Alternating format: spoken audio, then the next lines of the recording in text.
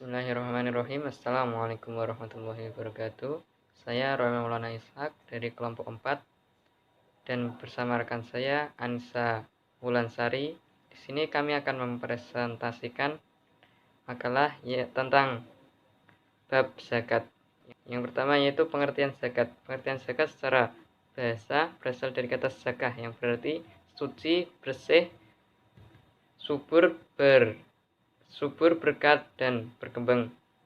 Menurut istilah yaitu sejumlah harta yang wajib dikeluarkan oleh umat muslim dan diberikan kepada golongan yang berhak menerimanya sesuai dengan ketentuan yang telah ditetapkan. Pengertian zakat tertulis dalam Al-Quran surat Al-Baqarah ayat 43 yang bunyinya wa aqimus sholata wa atuz zakah warka'u ma'rukin, yaitu artinya dan dirikanlah sholat, tunaikanlah zakat, dan rukulah berserta orang-orang yang ruku. Ayat di atas menjelaskan bahwa mereka beragama Islam lalu mengerjakan sholat secara benar, menunaikan zakat, dan tergolong dalam umat Kanjeng Nabi Muhammad SAW. Yang kedua yaitu benda-benda yang wajib dizakati. Yang pertama emas atau perak. Yang kedua hewan ternak. Yang ketiga hasil perniagaan atau perdagangan. Yang keempat hasil pertanian. Yang kelima ma'din atau hasil tambang dan juga kekayaan laut. Yang keenam yaitu rikas harta atau harta yang terpendam. Yang ketiga yaitu nisab dan zakat tiap benda yang wajib dizakati. Yang pertama tabungan.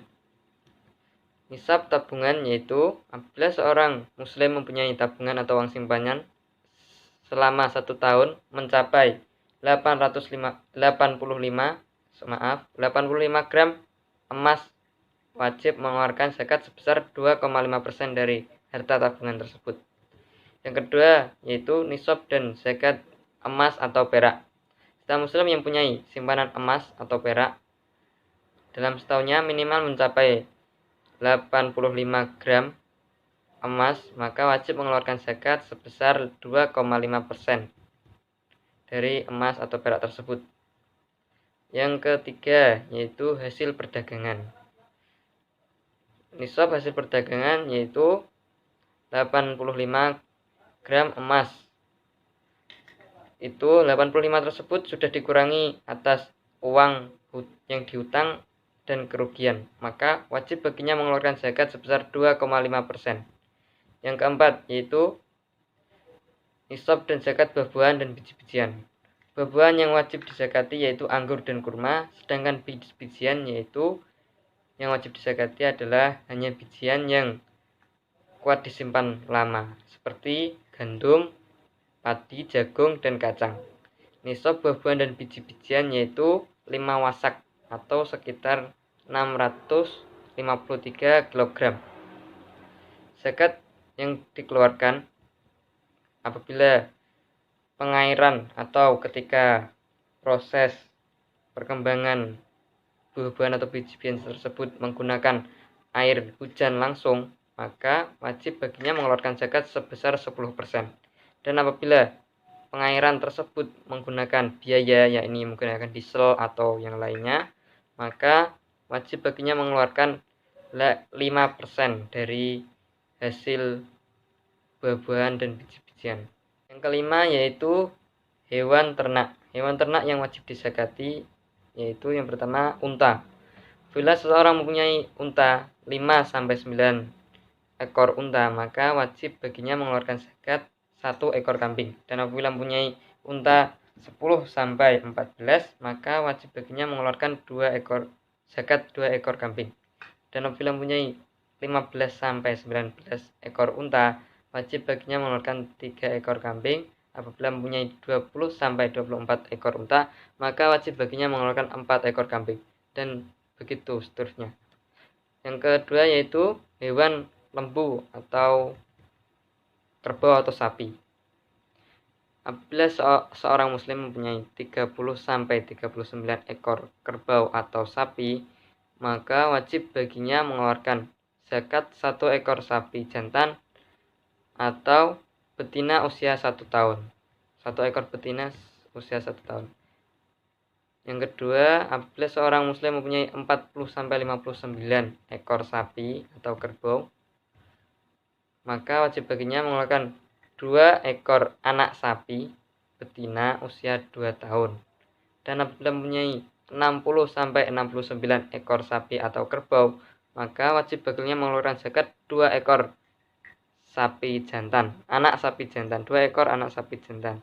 Yang ke seterusnya yaitu 70-79 ekor sapi atau kerbau, maka wajib baginya mengeluarkan zakat 2 ekor anak sapi betina usia 2 tahun ditambah 1 ekor anak sapi jantan usia 1 tahun dan seterusnya. Yang ketiga yaitu hewan kambing. Apabila seorang mempunyai kambing 1-120, maka wajib baginya zakat 1 ekor kambing. Dan apabila mempunyai 120-200 ekor kambing, maka wajib baginya mengeluarkan zakat 2 ekor kambing.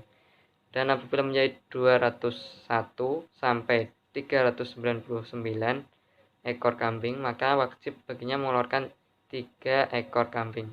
Dan apabila mempunyai 400-499 ekor kambing, zakatnya yaitu 4 kambing dan diteruskan setiap 100 ekor zakatnya ditambah 1 kambing, yakni apabila mempunyai 500-59 maka zakatnya ditambah 1, begitu seterusnya.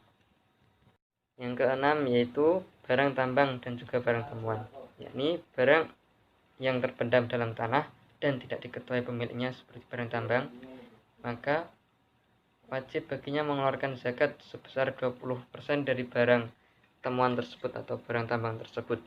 Yang ketujuh yaitu investasi. Nisab investasi yaitu 85 gram emas pada zaman tersebut. Dan wajib baginya mengeluarkan zakat 5% apabila investasi tersebut untuk penghasilan kotor dan 10% untuk penghasilan yang bersih. Yang kedelapan yaitu nisab dan zakatnya profesi, yakni nisab bagi seorang profesi yaitu 85 gram emas. Maka jika dalam setahun sudah mencapai 85 gram emas, maka wajib baginya mengeluarkan zakat sebesar 2,5% dari hasil profesinya tersebut. Dan bab selanjutnya, yang pembahasan selanjutnya yaitu zakat fitrah yang akan dijelaskan oleh rekan saya. Cukup sekian, terima kasih. Kurang lebihnya mohon maaf. Assalamualaikum warahmatullahi wabarakatuh. Assalamualaikum warahmatullahi wabarakatuh. Saya Anissa Ulansari. Di sini saya akan melanjutkan presentasi dari teman saya. Kemudian zakat fitrah. Zakat fitrah adalah zakat yang wajib ditunaikan bagi seorang muzaki yang telah memiliki kemampuan untuk menunaikannya. Kata fitrah sendiri merujuk pada keadaan manusia saat baru diciptakan, sehingga dengan mengeluarkan zakat ini, atas izin Allah manusia akan kembali fitrah. Zakat fitrah yaitu zakat yang diperintahkan Nabi Muhammad SAW kepada umat Islam pada tahun yang diwajibkan, yang harus dikeluarkan setiap 1 tahun sekali, yaitu pada bulan Ramadan sebelum Idul Fitri. Hal ini yang menjadi pembeda pada zakat fitrah dan zakat lainnya. Zakat fitrah berarti mensucikan harta, karena dalam setiap harta manusia ada sebagian hak orang lain. Jadi, tidak ada alasan apapun untuk bagi seorang hamba Allah yang beriman untuk tidak menunaikan zakat fitrah karena telah diwajibkan bagi setiap muslim, laki-laki maupun perempuan, anak kecil atau anak dewasa atau orang dewasa. Kemudian yang berhak menerima dan tidak berhak menerima zakat. Yang berhak menerima zakat yaitu 1. Fakir. Mazhab Hanafi berpendapat bahwa yang dimaksud fakir adalah orang yang tidak menurut mazhab Maliki, mazhab Syafi'i, dan mazhab Hambali. Yang disebut fakir adalah mereka yang tidak mempunyai harta atau penghasilan layak untuk memenuhi kebutuhan sandang, pangan, papan, dan kebutuhan primer lainnya, baik untuk dirinya sendiri maupun untuk orang-orang yang ada dalam tanggungannya. Yang kedua, miskin. Mazhab Hanafi berpendapat bahwa yang dimaksud miskin adalah orang-orang yang memiliki pekerjaan tetap, namun tidak dapat mencukupi kebutuhan hidupnya. Kemudian yang ketiga, amil atau pengurus zakat. Amil adalah panitia yang akan mengurus zakat. Orang-orang yang melakukan segala kegiatan yang berkaitan dengan zakat. Kemudian mu'alaf, orang-orang yang diharapkan kecenderungan hatinya kepada Islam, atau orang-orang yang diharapkan keyakinannya terhadap Islam bertambah kuat, atau juga orang yang diharapkan dalam membela dan menolong kaum muslim dalam menghadapi musuh. Kemudian budak. Di sini budak terdiri dari dua golongan, yaitu budak mukatab, ialah budak yang dijanjikan oleh tuannya untuk dimerdekakan jika telah membayar harga dirinya yang sudah ditetapkan. Dengan pemberian zakat, budak ini dibantu memerdekakan dirinya. Kemudian budak biasa, ialah harta zakat dipakai membebaskan budak tersebut dari tuannya. Kemudian gharib. Gharib adalah mereka yang berutang untuk memenuhi kebutuhan hidupnya dan tidak sanggup untuk membayarnya. Kemudian fisabilillah, orang yang berjuang untuk kepentingan Islam dan para muslimin. Dan kemudian ibnu sabil, yakni orang-orang yang mengadakan perjalanan baik di negerinya sendiri maupun orang lain yang tidak berhak menerima zakat, yaitu satu, Bani Hashim, yaitu Nabi Shallallahu Alaihi Wasallam dan kerabatnya. Yang kedua, orang kaya. Yang ketiga, orang yang berfisik kuat dan penghasilannya cukup. Yang keempat, hamba sahaya, orang yang mendapatkan nafkah dari tuannya. Kemudian yang kelima, orang yang tercukupi nafkahnya oleh yang menanggungnya. Kemudian yang keenam, orang kafir. Zakat profesi. Zakat profesi yaitu zakat yang dikeluarkan dari penghasilan profesi bila telah mencapai nisab. Zakat profesi adalah segala jenis pekerjaan yang dijadikan sebagai mata pencaharian, baik bekerja untuk pemerintah maupun swasta. Kadar zat yang harus dikeluarkan adalah 2,5%, sedangkan nisabnya dikiaskan dengan emas, yaitu 85 gram atau 200 dirham perak. Zakat profesi ini termasuk salah satu jenis zakat mal yang hukumnya wajib dikeluarkan oleh umat Islam yang mampu dan sudah memenuhi syarat.